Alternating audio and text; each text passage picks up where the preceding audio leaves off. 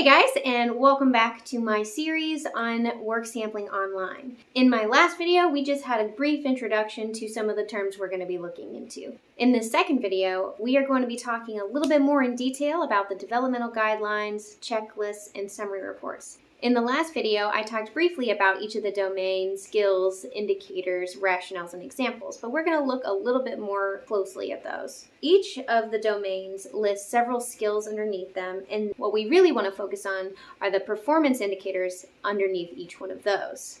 Beneath each performance indicator is a rationale, and then underneath the rationale are several examples. These examples are not completely exhaustive of the behaviors you'll see in your own students, so you want to get to know the performance indicators so well that whenever you're assessing any of your students' behaviors, you'll know exactly which indicator you'll use to rate that child. So why are the performance indicators so important?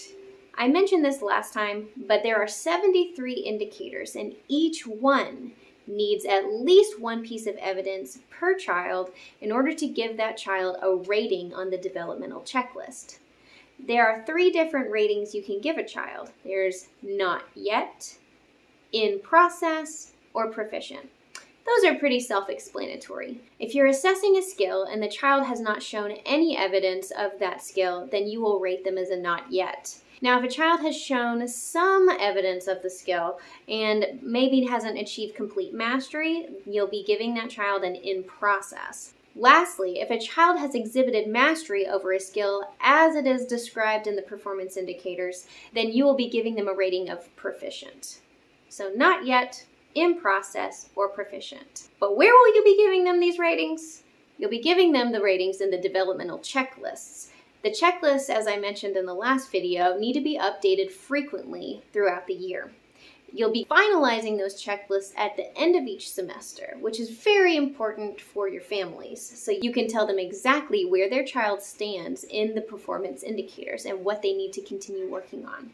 Let's go through an example of assessing a child, aligning the performance indicators, and then rating them in the developmental checklist. For an extremely simple example, let's say it's pretty far in the year and you want to know which students can produce several different rhymes for several different words. So you sit down and you create a matrix and you're with one of the students and you ask them to provide you with rhymes for the words cat, marker, and computer. So we have an example of a 1-syllable, 2-syllable, and 3-syllable word. Once you have your data, you can go into Work Sampling Online and click on the evidence section.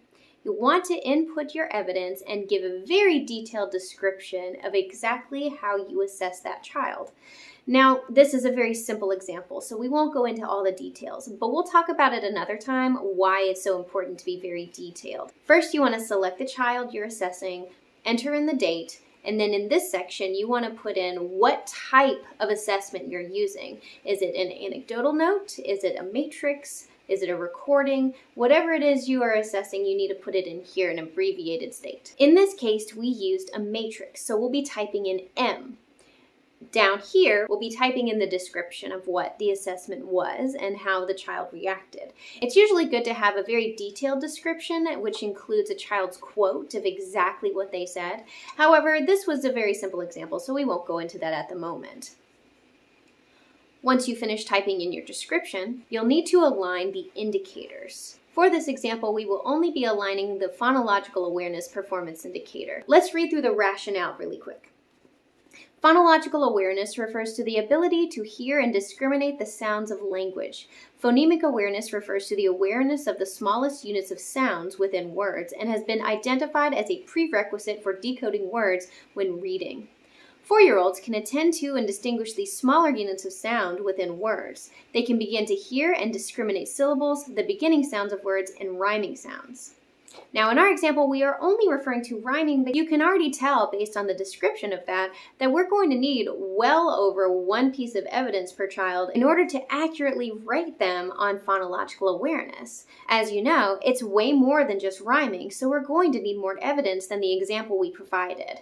Again, this is a very simple example, so we're not going to go into too much detail. There are other indicators where you will see you really only need one piece of evidence. That's aside from the point. We'll talk about that a little more later. So once you have aligned your performance indicators to your data, you can complete that, and then we're going to move over to the developmental checklist where we can rate the child. Let's say in our example that our child was able to provide us with a rhyme for cat, but not for marker or for computer. In this case, I would give this student a rating of in process, and there's a few reasons for this. One, as I've already said, we're going to need a lot more evidence in order to get a full understanding of where this child lies in phonological awareness. Rhyming is simply not enough for us to tell. Number two, within rhyming itself, I don't think that this assessment gave me enough information to prove that this child is proficient with rhyming. I would definitely want to go and reassess the child, maybe in a different format, maybe not in matrix next time, but I definitely know that I need more information here. Keep in mind that for this example, we started with a very complex performance indicator, and not all performance indicators are going to need so much evidence. Under scientific thinking, there is the skill earth science, and under earth science, we're looking at the performance indicator, explores rocks, water, soil, and sand. That one is going to be quite a bit easier to assess.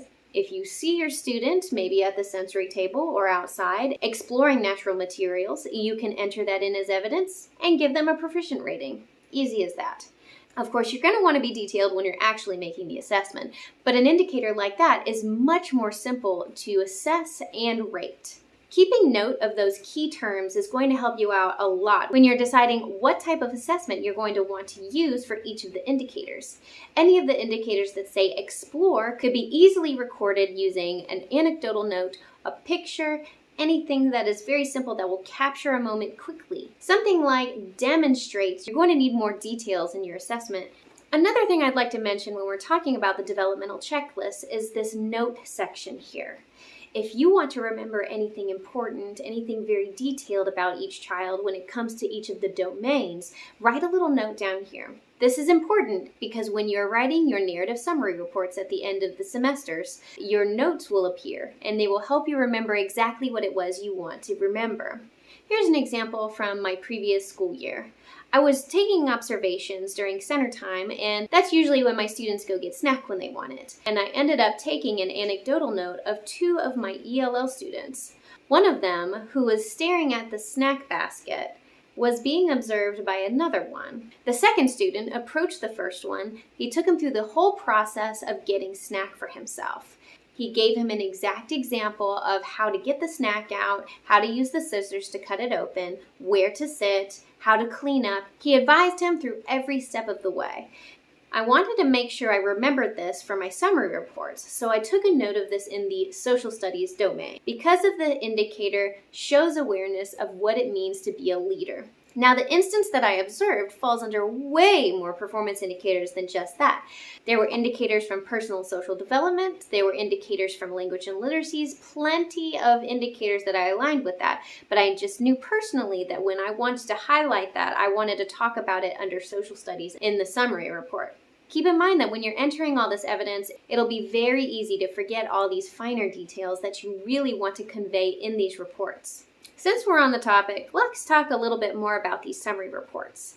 I mentioned this in the last video, but you're going to be writing up a summary of each student's performance at the end of each semester that you're going to be sharing with your parents at conference time. Now, there are so many ways that teachers like to write their summary reports. Back in my first year teaching Georgia Pre-K, I decided to sit down and get to know the performance indicators and make a very concise, detailed summary report template. And what I did was I took tons of notes on each indicator and highlighted what I felt was the most important part to include in the summary report. Then, at the end of each semester, when it was time to type up the summary report, I would get my template out and I would use keywords like consistently performed this, or occasionally, or rarely, followed by a small anecdotal note like I mentioned just a second ago with my two boys during snack. This allows me to provide the parents with tons of details of exactly where their child is performing within the developmental guidelines, while also providing personal examples of instances throughout the year. This is where those notes come in handy. Remembering fine details that you can add to your summary reports is priceless information. You are going to be taking so much evidence of each child and over so many performance indicators that it's very easy to forget about the things that stood out. When it's your turn to start taking this data, I highly recommend taking those notes to make your life so much easier at the end of each semester. Plus, you'll have plenty to talk about with your parents during conference time. Well, that pretty much wraps up our video for today. Thanks again for joining me for the second video in our series on work sampling online. I'll see you for the next one.